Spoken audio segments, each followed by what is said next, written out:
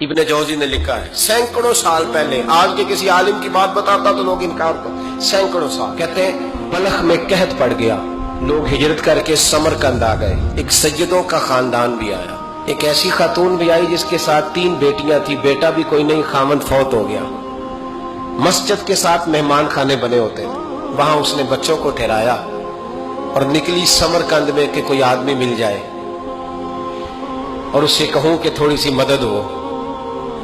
وہ چلتے چلتی ایک سیٹھ کے پاس، رئیس کے پاس پہنچی۔ جن لوگوں کے پاس دولت آتی ہے نا، وہ کئی دفعہ سخت جملے کہنے لگتے ہیں جو اللہ کو پسند نہیں آتے۔ وہ سیٹھ کے پاس گئی تو جا کے کہنے لگی میں غریب ہوں، پریشان ہوں، بلخ میں قحط ہے، سارا زمانہ جانتا ہے، تو میں اس لیے سمرقند آئی ہوں، بیٹیوں کا ساتھ ہے، نہ رہنے کو جگہ ہے، نہ کھانے کو روٹی ہے، نہ پہننے کو کپڑا ہے، مہربانی کر تھوڑی مدد کر۔ کہنے لگا ہو کون؟ تو اس سید زادی نے کان آگے کر کے، ہاں کسی پہ بھی حالات سخت آ سکتے ہیں، اللہ سے ڈرنا چاہیے، کان آگے کر کے نہ کہنے لگی میں سید زادی اور یہاں میرا اپنا کوئی نہیں، مہربانی کر۔ تو وہ سیٹھ صاحب، چودھری صاحب کہنے لگے مجھے کیسے پتا چلے گا تو سید ہے؟ تو سید زادی نے اپنا پلو کھولا اور اپنے آنسو دونوں آنکھوں سے صاف کیے تو کہنے لگی اللہ تیرا بھلا کرے، میں ثابت نہیں کر سکتی کہ میں حضور کا خاندان، میرے پاس کوئی دلیل نہیں، میں نہیں بتا سکتی، چل ٹھیک ہے، چلی گئی۔ کسی نے بتایا کہ یہاں ایک یہودی بھی رہتا ہے، وہ بڑا سخی ہے، یا آتش پرست ہے، یا پارسی ہے کافر غیر، سخی بڑا ہے۔ اس کے پاس گئی، بیٹھی رہی، لوگ بیٹھے تھے، جب چلے گئے تو قریب گئی، کہنے لگی مجبور ہوں، پریشان ہوں، غریب نہیں ہوں۔ کہنے لگا بی بی تجھے کبھی دیکھا نہیں، سمرقند کی اتنی آبادی نہیں، میں سارے شہر، تو کون ہے؟ تو کہنے لگی تعارف نہ ہی پوچھے تو اچھا ہے۔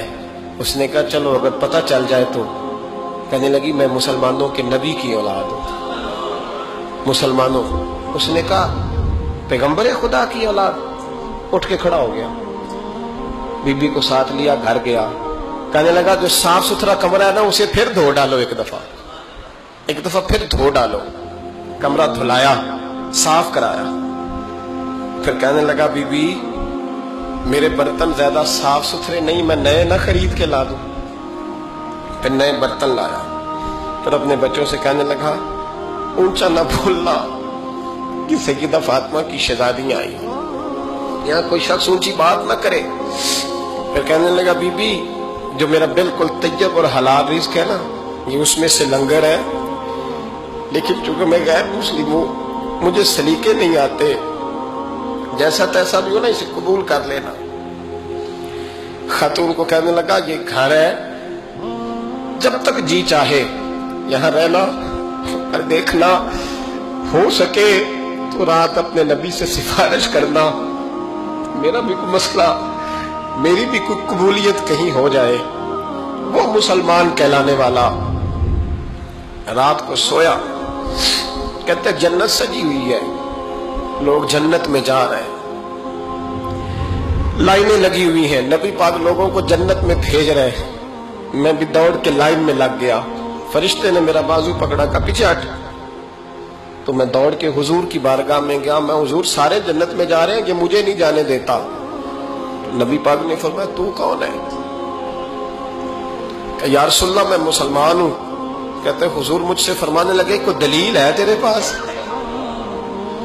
دلیل ہے کوئی تیرے پاس؟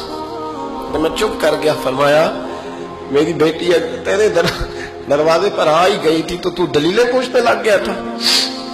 ہم جا دوڑ جا، سویرے آنکھ کھلی تو گلیوں میں ڈھونڈتا پھرتا ہے، تلاش کرتا پھرتا ہے، کونے کونے میں جاتا ہے وہ سادات کا گھرانہ کہاں گیا، ڈھونڈتے ڈھونڈتے اس غیر مسلم کے دروازے پہ جا کے پہچان لیا تو کہنے لگا خدا کا واسطہ جو تو نے نوکری کی ہے نا ان کی مجھ سے 11 گنا لے لے، یہ سادات کا گھر مجھے دے دے۔ تو کہنے لگا کل تو آتا تو شاید بات اور ہوتی، آج بات اور ہے۔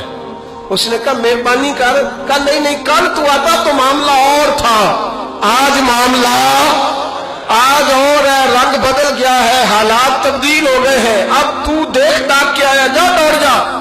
کہنے لگا نہیں مہربانی کر، دے دے، تو غیر مسلم میں تیرا کیا تعلق؟ کہنے لگا چپ کر، غیر مسلم میں کل تک تھا، کل سے سجدوں سے پیار کیا ہے تو میرے حالات سنور گئے ہیں، وہ جو نظارے تو نے رات خواب میں دیکھے ہیں میں نے جاگتی آنکھوں سے دیکھے ہیں، میں نے جاگتی آنکھوں سے، اور تو نے کسی مفتی پیر عالم کے ہاتھ پہ کلمہ پڑھا ہے، میں نے رات محمد عربی کے ہاتھ پہ کلمہ پڑھا، رسول اللہ کے ہاتھ پہ کلمہ پڑھا۔ دین کی بات پھیلانا صدقہ جاریہ ہے، ثواب کی نیت سے ویڈیو کو شیئر ضرور کیجیے۔ جزاک اللہ۔